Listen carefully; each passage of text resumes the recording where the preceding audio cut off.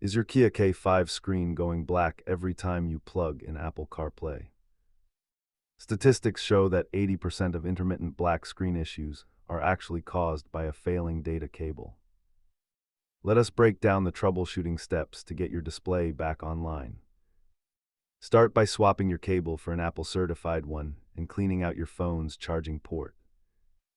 If the hardware checks out, look towards software conflicts like outdated iOS versions or a corrupted phone profile. Try deleting the phone from your Kia settings and repairing it to refresh the handshake protocol.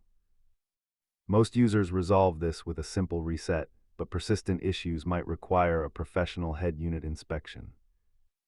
Replacing a cable is cheap, but hardware repairs can be pricey if your warranty has expired. For advanced users, ensure your infotainment firmware is current by checking the official Kia portal.